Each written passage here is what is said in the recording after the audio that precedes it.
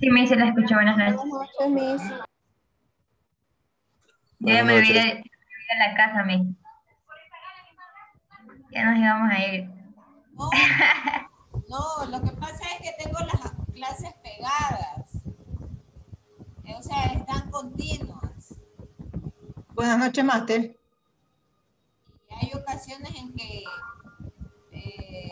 por ejemplo, con la clase anterior tengo un problema con la plataforma que aparecen dos asignaturas como cruzadas. Da la impresión como que yo tuviera dos materias dictando simultáneamente. Pero en todo caso estaba concluyendo la grabación. Bien, vamos a empezar y bienvenidos todos a su clase del 7 de junio del 2021, la clase de microbiología. Y para recapitular con lo que hicimos la clase anterior,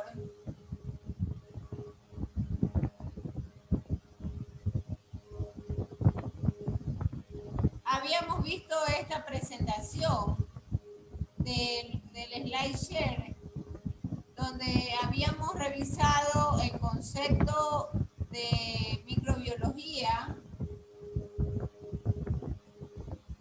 También habíamos mencionado quiénes son los padres de la microbiología, ¿no? Y cómo todo esto arranca desde la construcción del microscopio como tal. Y habíamos mencionado ya toda esta secuencia histórica que justamente se da en varias etapas, ¿no? A lo largo de todos los trabajos que han venido desarrollando estos científicos. Y entonces habíamos mencionado que hubo un periodo histórico de microbiología que arranca justamente desde los primeros microscopistas, ¿no? Desde Hooke, desde Leeuwenhoek. Pasando esos 4 periodos, llegamos al tema de la discusión de la generación espontánea. Y dijimos que hubieron experimentos posteriores que en realidad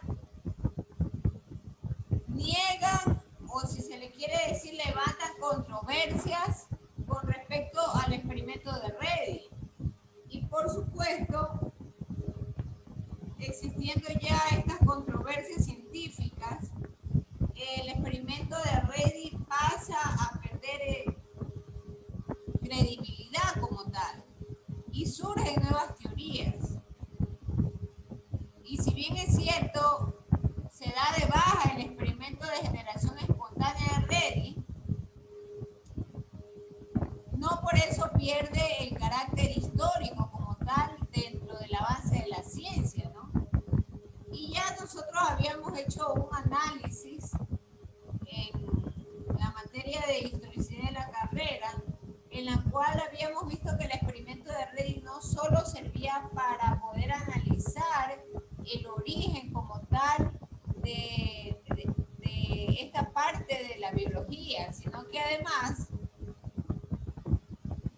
el experimento de Reddy enfoca muy bien toda la sistematización de la metodología de investigación, porque plantea hipótesis, porque confirma o niega dichas hipótesis, porque se identifican variables. Entonces, esa es en realidad la importancia y la historicidad de todas estas iniciativas científicas, ¿no? Entonces, pasando por esto, luego habíamos citado el nombre de ciertos científicos que desarrollan sus propios experimentos en la cual observan la presencia de microorganismos, hasta llegar al tema justamente del uso de las famosas cajas como recolectores de muestras, ¿no? y fundamentalmente cuál es su evolución hasta llegar a lo que nosotros hoy conocemos como las placas pequeñas, ¿no? Las placas Petri. Entonces, todo eso ya habíamos revisado nosotros en la clase anterior. También habíamos hablado de Pasteur, habíamos hablado sobre los tipos de instrumentación, ¿no? Y cuáles fueron las creaciones justamente de este científico, el doctor Pasteur, con la finalidad de aislar como tal la muestra o las soluciones, ¿no? Y evitar que se contamine. Y entonces ahí nacen todas estas formas nuevas de los matraces, matraces con cuello largo, matraces con cuello curvado, matraces que inclusive lo que buscan es evitar la contaminación de los gérmenes. Y por supuesto, busca inhibir el crecimiento de dichos microorganismos. Entonces, todo eso es parte de la microbiología.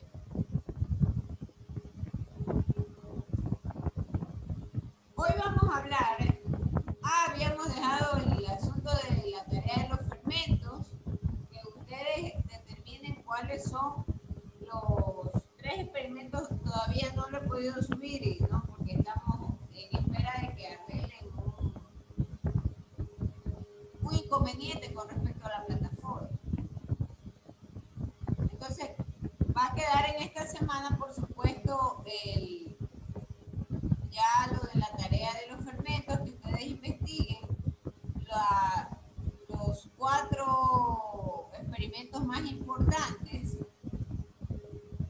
para que ustedes analicen, ¿no? Cuál de ellos es el más importante y cuál de ellos sirvió para justamente contrarrestar la teoría de los fermentos.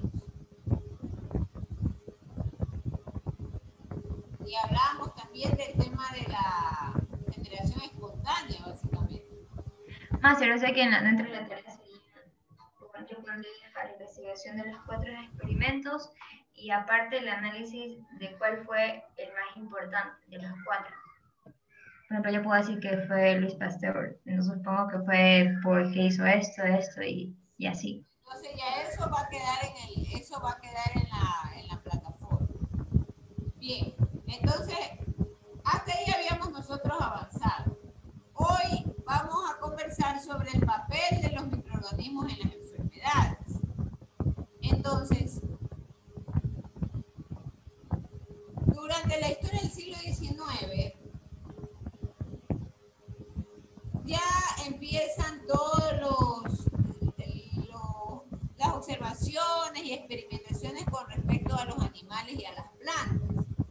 Y por supuesto, ya nace la observación que dentro de estos organismos hay parásitos. Y estos parásitos requieren o son motivo de objetos de nuevos estudios, ¿no? Y en particular pueden identificarse los estilos de vida de dichos parásitos. De esto inclusive podemos nosotros encontrar hasta videos. Hay lástima que no estemos en sistemas presenciales para poder ver un video que se llama Los parásitos justamente, ¿no?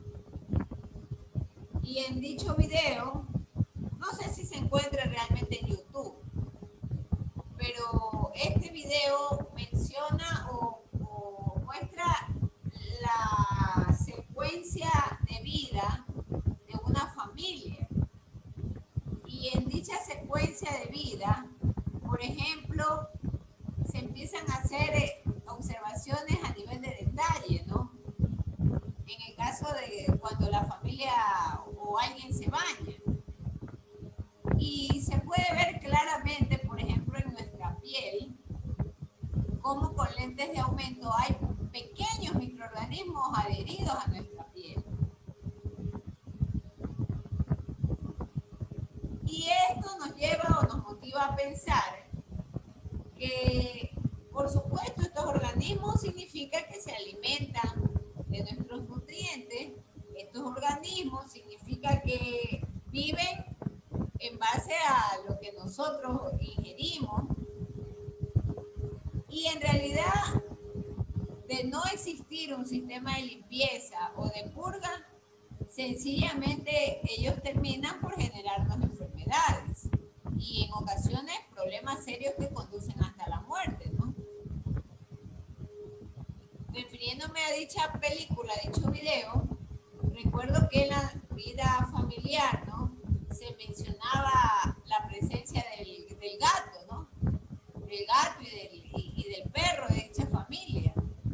Y claramente, déjenme entrar hay un par de compañeros que están ahí en sala de espera. Entonces, dichos organismos, se puede observar que de ahí salen saltando las pulgas, ¿no?, y las garrapatas, ¿no?, que empiezan a reproducirse justamente en lugares húmedos. Entonces es interesante la visualización o el enfoque de que aún en aquellas cosas rutinarias es inevitable muchas veces la presencia de los parásitos, y que lo único que nosotros podemos hacer es mantener un sistema de limpieza con la finalidad justamente de evitar un daño severo o un daño mayor, ¿no?, que nos ocasione una enfermedad. Entonces, el tema de los microorganismos, y por ejemplo el caso de los parásitos, se remonta desde el año 1835. Y entonces Bassi, él logra determinar la enfermedad del gusano de seda. Y esta enfermedad se la atribuyó a un hongo. A partir de este conocimiento y años posteriores, otro científico asoció al hongo con enfermedades en la piel humana.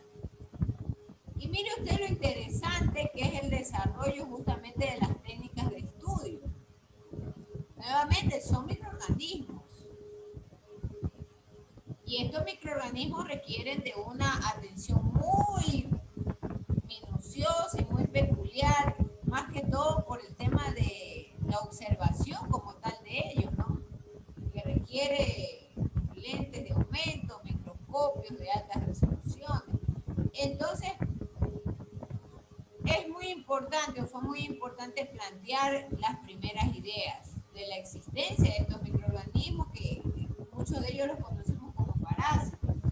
Y por supuesto, luego esto conllevó a que se estudien sustancias justamente para poder eliminarlos de sus huéspedes. Entonces, de ahí nace el término de problemas patológicos. Y por supuesto, Pasteur empieza a trabajar o empieza a desarrollar los estudios previos de la fermentación. Y ya lo dirige hacia los procesos fisiológicos, tanto de hombres como de animales. ¿Qué más sucede? Tiempos más modernos, ya se habla del antrax. Estamos retomando tiempos ya más recientes, ¿no? Y entonces, dentro de estos tiempos recientes, por ejemplo, Robert Koch había desarrollado una técnica de cultivo puro, en donde aísla y además logra visualizar la propagación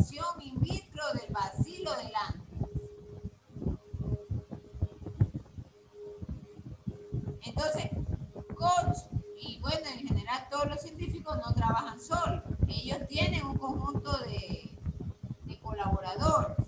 Y por supuesto, él con sus colaboradores confirman el tema de las esporas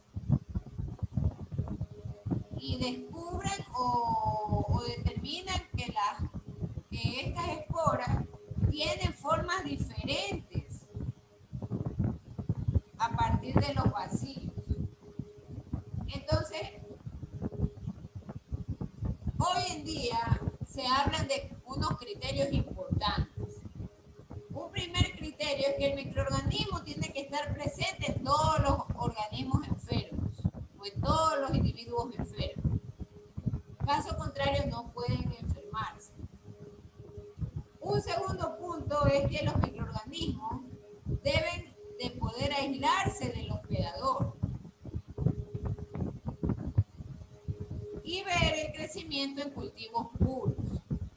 ¿Cuál es la finalidad de esto a la larga? Buscar algún tipo de remedio o algún tipo de inhibidor de crecimiento de estos organismos. Un tercer postulado, anuncio es que la inoculación del microorganismo crecido en un cultivo puro, en animales sanos, debe provocar la aparición de síntomas específicos de la enfermedad. Y mucho ojo, esto está vinculado fuertemente al tema de vacunas. Hay tiempos largos de experimentación para las vacunaciones. Y bueno, justamente eso nos coloca hoy en día uno de los temas neurálgicos que se encuentran en el ojo del huracán, de la pandemia, ¿no? Porque el principio de investigación, de inoculación de microorganismos hacia animales sanos o hacia los organismos sanos es inevitable. Van a provocar apariciones de síntomas posteriores a su inoculación. Y eso requiere de observaciones, de tiempos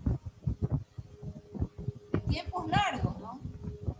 Porque en base a eso se dan las mejoras justamente de todas las sustancias que puedan favorecer o ayudar al organismo posiblemente huésped de un microorganismo que le pueda generar hasta la muerte. Entonces,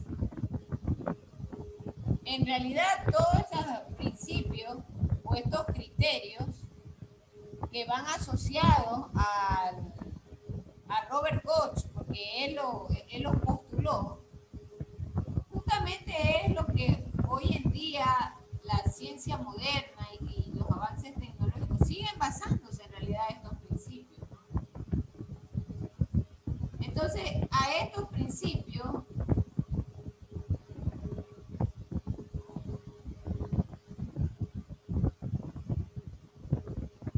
déjenme avanzar con esto.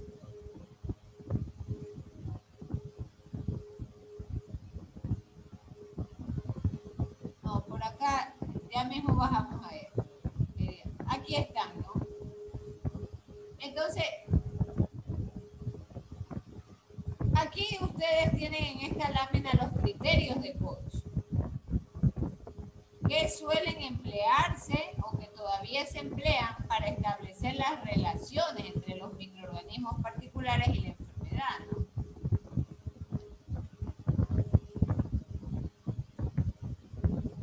Y estos son los postulados de Koch, lo que ustedes están viendo en pantalla, ¿no? Y de lo cual he estado hablándoles, ¿no? Entonces,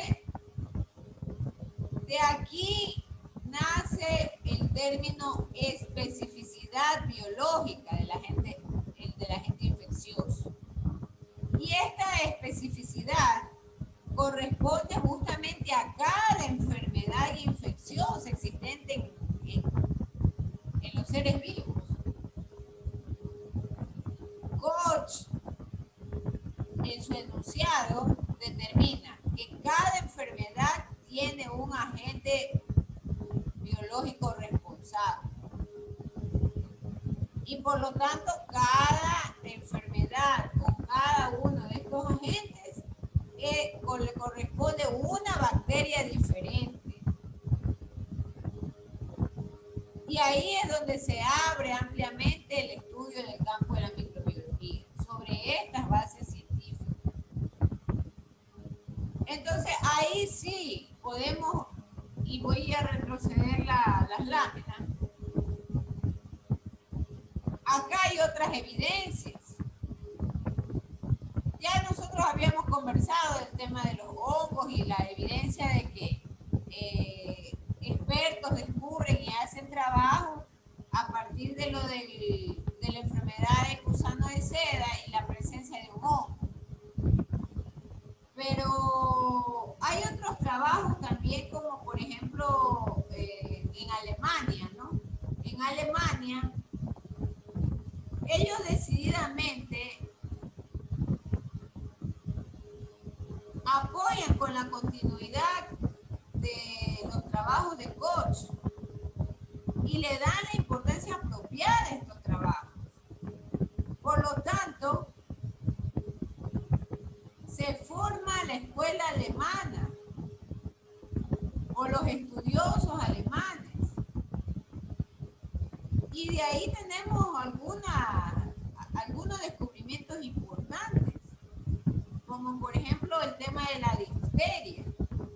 Entonces, Loeffler, voy a anotarlo en la pizarra porque es meritorio en realidad esta información. Ustedes recuerdan. Don Luis Rosales, confírmeme, yo ya le pasé el link, ¿verdad? Del material de estudio. Confirme, por favor. Y lo mismo confirme don Nelson. Ya a ustedes les pasé. Sí, bien. Sí, ya pasó los links. Ya, entonces ahí ustedes tienen más detallado, tienen que leer. Yo solamente estoy resumiendo y ensamblando la información con las diapositivas, nada más.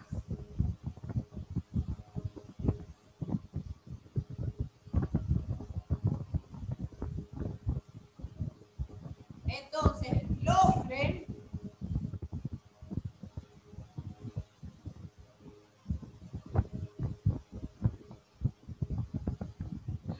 en el año 1884,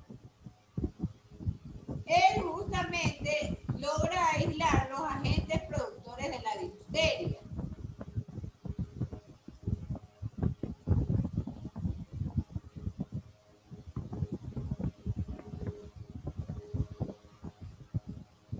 El tétano, en cambio, o el aislamiento del tétano se lo atribuye a Nicolayer.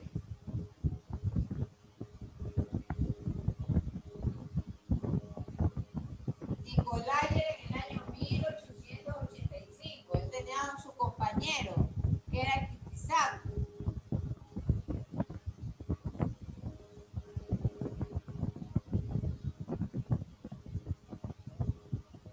Ellos eran compañeros y ellos trabajaron justamente aislando el tétano.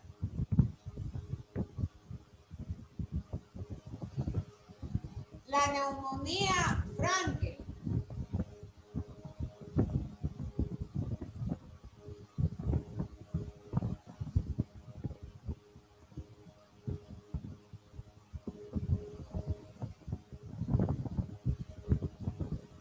La sífilis, Schauden y Hoffman. Y así hay un sinnúmero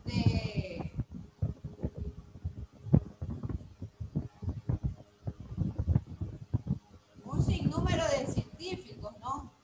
Que trabajan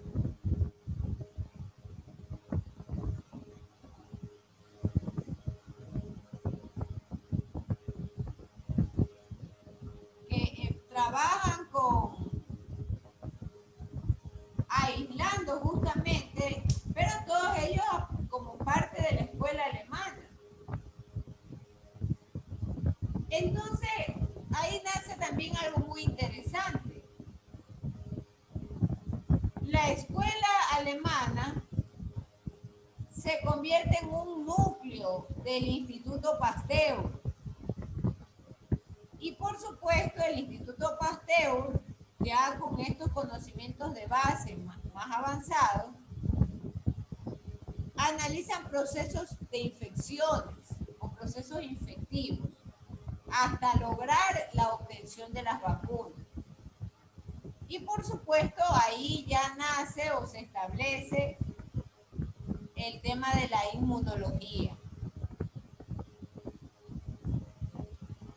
Y por supuesto, nacen principios como la asepsia, la quimioterapia y la antibioterapia, o sea, los antibióticos, ¿no?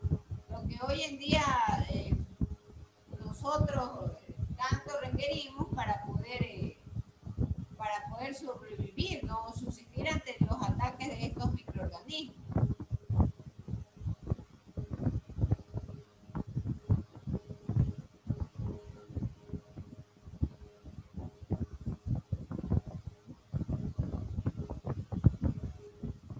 Entonces, no, esto sí fue demasiado.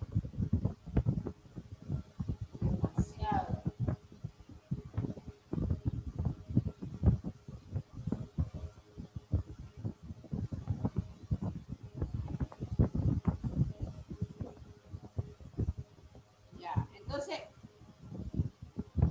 para los años 1900, ya avanzan técnicas quirúrgicas. Y por supuesto, todo esto implicó el uso de la anestesia. Y por supuesto, allí ya se tiene una mejor idea justamente de la acción de una infección. Una infección que puede muchas veces generarse en etapas postoperatorias. Entonces, el médico Lister, allá por los años 1900, él había seguido el trabajo de Pasteur. Y él, por supuesto, creía muchísimo en que las infecciones se deben a gérmenes, y gérmenes presentes en el aire. Por lo tanto, empiezan a desarrollarse aplicaciones con bicloruro de mercurio. ¿Para qué se usa el químico? Justamente para el lavado de los instrumentos quirúrgicos, ¿no? Para poder limpiar. Entonces, allí ya se determinan los mecanismos o los métodos de asepsia como tal. Luego Ehrlich, para nuevamente años 1920, habla del empleo de sustancias para poder continuar investigando las células y los microorganismos. Y entonces a eso es a lo que nosotros hoy en día lo conocemos como los mecanismos de tinción. Tinción, es decir, teñir de manera selectiva las bacterias a través de colorantes. Entonces, de esa forma yo puedo visualizarlas en los microscopios de una mejor forma, ¿no? Hoy en día tenemos muchas sustancias para tinción y es importante identificar estas sustancias porque son con las cuales vamos a trabajar en algún momento en un laboratorio. Por ahora solo nos vamos a remitir para que ustedes investiguen cuáles son las sustancias usadas en los mecanismos de tinción. Y por supuesto, eso es parte del primer laboratorio, ¿no? Elaborar un reporte sobre las normas del laboratorio, del uso del equipamiento de laboratorio. Y esto justamente responde a este tópico o a este tema, ¿no? Y la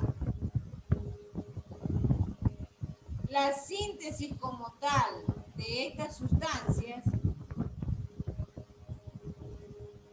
es la que para el año 1905, con Thomson,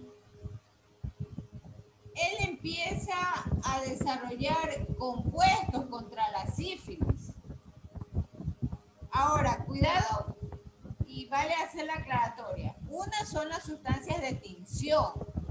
Tinción es teñir las células y los microorganismos.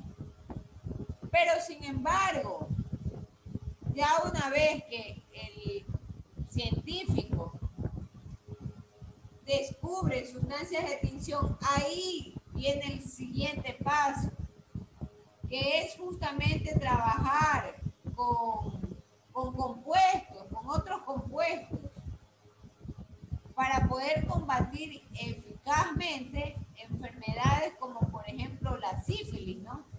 Que es la que estaban estudiando en aquellas épocas. Entonces, ahí también se descubren otras enfermedades producidas por las espiroquetas, hasta llegar a lo que hoy conocemos como la quimioterapia, justamente para poder eliminar aquellas células dañadas, ¿no? o poder de alguna manera controlar su crecimiento. Digo controlar su crecimiento porque ya nosotros en estos días conocemos que no es tan sencillo destruir las células malas, ¿no? Y que si bien es cierto la quimioterapia en algunos casos es eficaz, pero va dañando y va mermando la capacidad celular del organismo como tal. Y en ocasiones, al momento de dañar o de quitarle esa capacidad, va generando otro tipo de efectos. Y efectos que están asociados con la inmunología. De ahí que no es extraño, ¿no? Ver que luego de estos procesos de quimioterapia que son en realidad duros y extensos, luego de varios años se pueda producir un repunte de estas producciones de células dañadas, no malas. Entonces hay toda una incidencia de factores con respecto al tema también de la quimioterapia. Sin embargo, todos estos son pasos importantes que se han dado y que hay que reconocerlos en la aplicación de la microbiología, ¿no?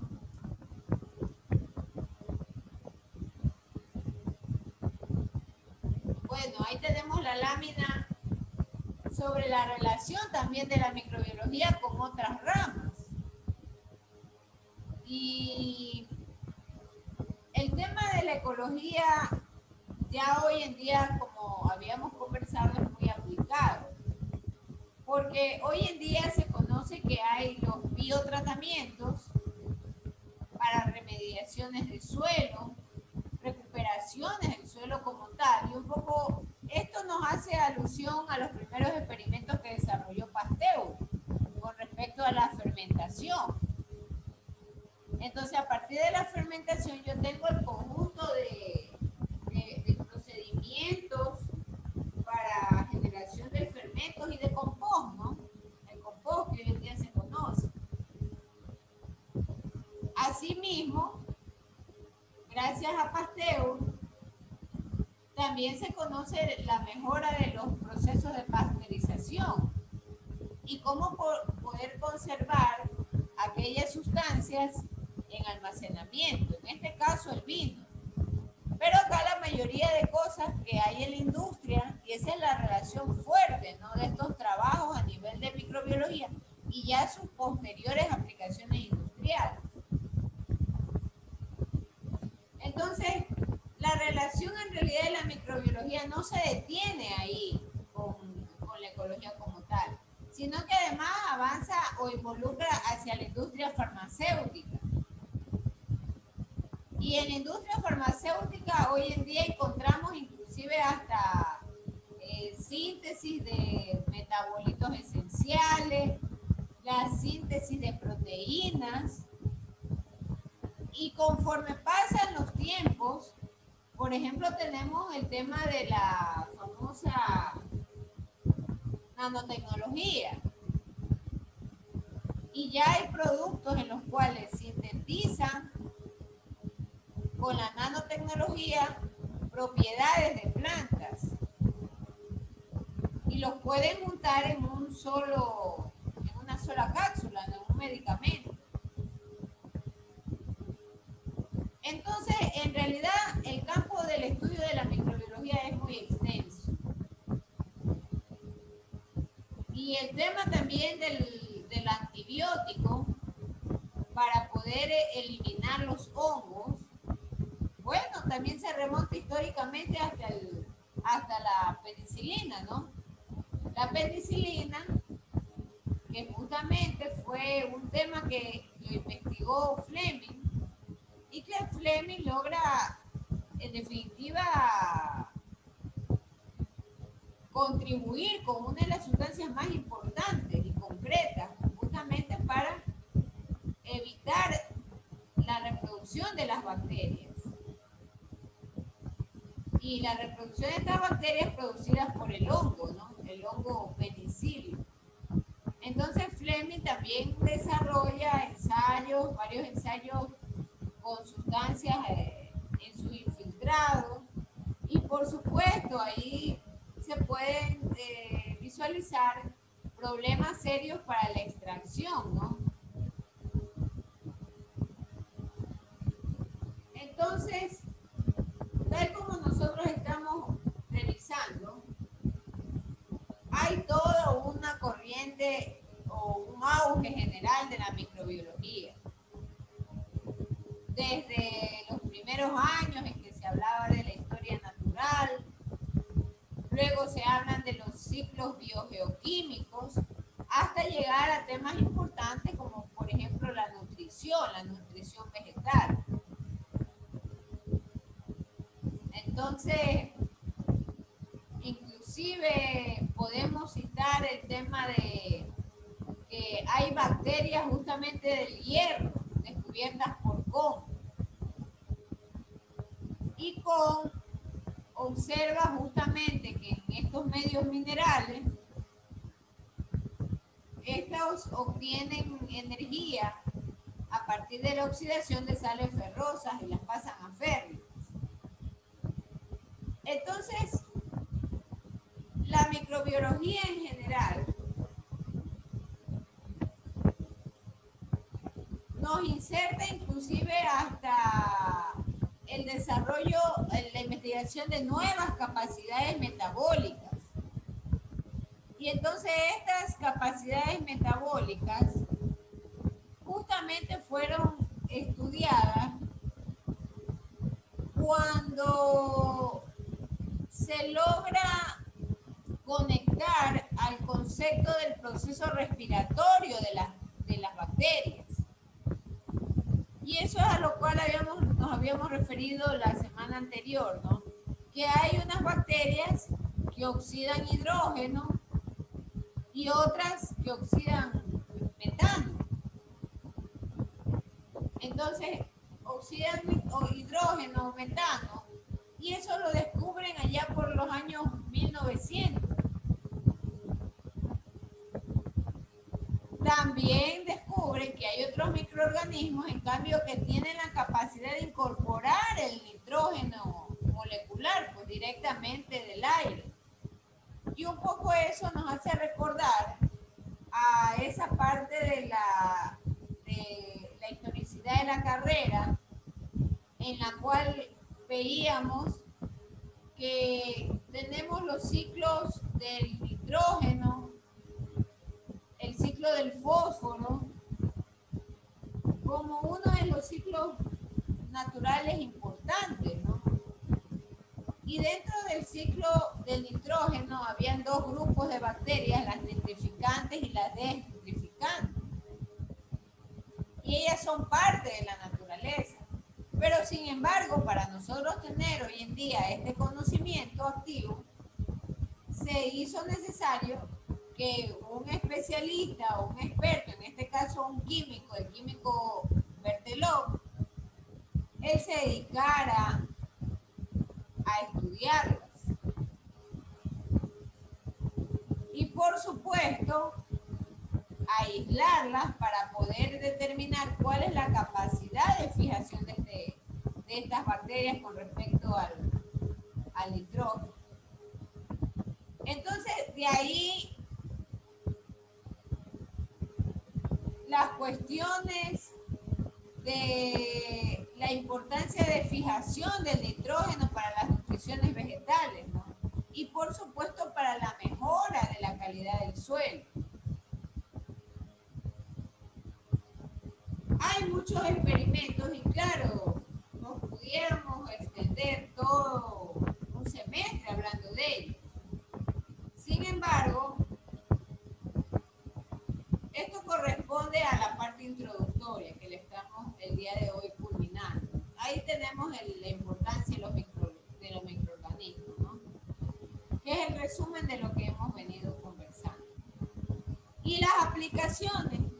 Entonces, hoy en día las aplicaciones de la microbiología tienen que ver con la morfología microbiana, la fisiología microbiana, la genética microbiana. Todo esto son partes que permiten una ampliación de los conceptos, donde se comprende la interacción de microorganismos y en general su estructura como tal. Bien, vamos a dejarlo hasta ahí. Y vamos a hacer la foto de la clase. Hoy tenemos 28 participantes. Don Luis, ¿cómo está? Parece que le ha ido todo bien. ¿Está sonriendo? Sí, ahí más o menos estamos. Estamos bien. Mucho. ¿Qué Entonces, tal? cerramos La estaba llamando, pero me salía apagado su móvil. Debe ser por lo que, como estoy en conexión, entonces por eso está... Pues ya no se conectaba, entonces los chicos los había enviado a la casa. Ah, no haga eso, por favor, no haga eso. Vuelvo a explicarle. Lo que ocurre es que tengo las clases seguidas. Y entonces termino una clase, tiene que generarse la grabación para yo volver a abrir el sistema. Entonces, por ese motivo, y justo hoy me cogió un poco el tiempo cercano, ¿no? Pero hay que conectarse porque si no, no avanzamos. Y eso sí Ya nos mandó a la casa.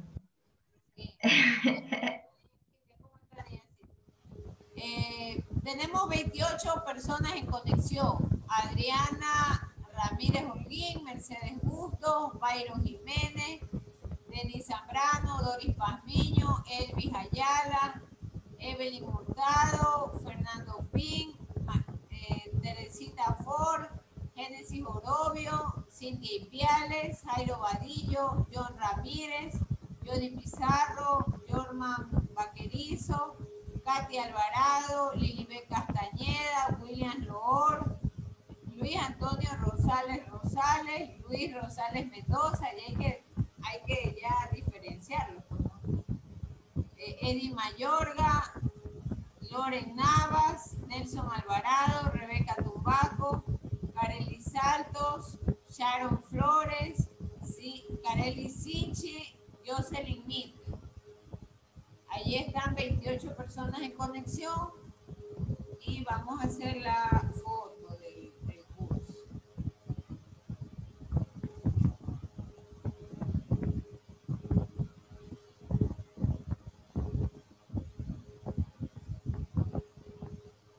Yo les sugiero que vayan leyendo la información de la página que tienen ustedes en su poder, ¿no?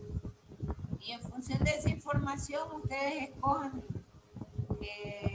los autores con sus experimentos, los que consideren más importantes para el desarrollo de su tarea.